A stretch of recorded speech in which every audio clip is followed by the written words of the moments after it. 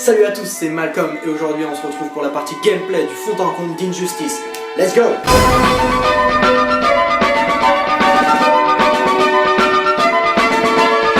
Dans un jeu de combat, le gameplay est primordial. Personnellement, j'ai rarement joué à un jeu de combat, alors je ne serais pas apte à vous dire si le jeu est pompé sur un autre. Les touches de base sont simples. Croix pour un gros coup, triangle pour un coup moyen et carré pour un petit coup. Plus l'intensité du coup est puissant, plus il sera lent. Par contre, si vous n'aimez pas ce système, il est possible de changer à ma guise. À ma guise. La touche rond, quant à elle, utilise un atout stratégique. J'expliquerai ce qu'est l'atout dans la vidéo des personnages, mais sachez juste qu'il en existe des pratiques, comme celui de Green Arrow, Zod, Solomon Grundy, Nightwing, Sinestro, ou de bien pourri sa race avec Aquaman, Deathstroke, Joker et Martian Manhunter. Comme dans tous les jeux de combat, il existe des combos. Le coup crânien et le coup projeté sont des coups importants, lents mais critiques. Et bien sûr la moult sélection de combos bien juteux pour chaque personnage. Au début c'est un peu difficile de prendre en main le jeu, pas à cause du temps de réaction de fifou à avoir. Mais rapidement ça devient très usuel.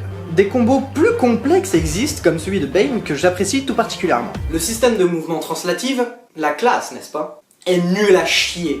On avance, on recule, mais pour sauter, il faut lever le stick et le baisser pour s'accroupir. C'est insoutenable quand quelqu'un ne sait pas avancer sans sauter constamment. Du coup, j'ai plus tendance à utiliser les flèches directionnelles pour les combos et les déplacements, ce qui est plus pratique pour les déplacements rapides. Les deux joysticks sont presque inutiles.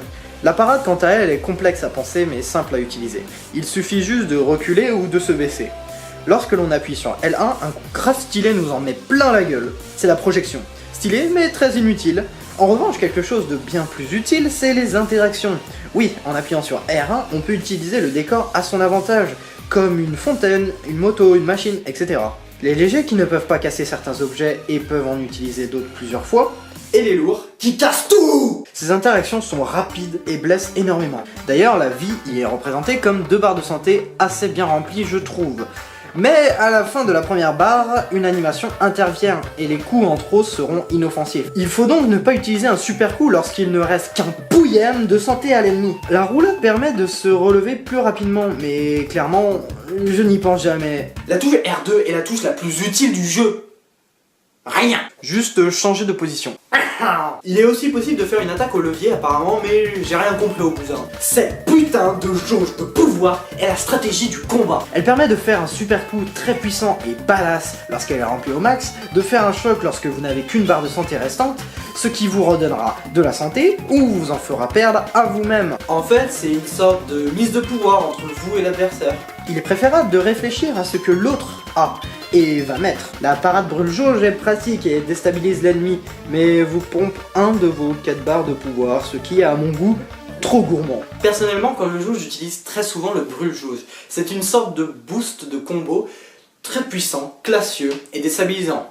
Tout comme moi. Le seul reproche à y faire, c'est la légère lenteur du remplissage de la jauge.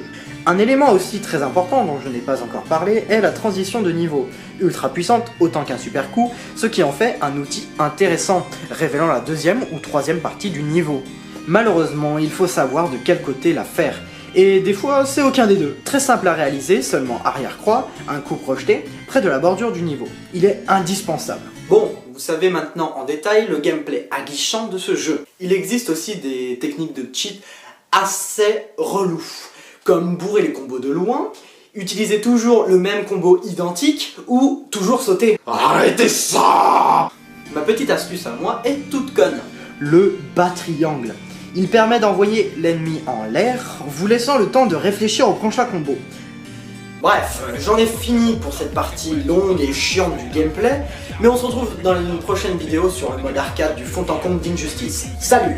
Some people call it hip-hop, trance, dance, rock, hip-hop, it don't matter, it's hot, we call it music, music, music, music. So we make songs that catch it, keep you connected like Tetris. You gotta understand, I was meant to hit them with more tracks back to back, stack on them, moving the crowd by connecting genres. I'm not gonna stop this hip hop, pop, rock, trance. Shake that ass, pop, lock, dance, move your hands.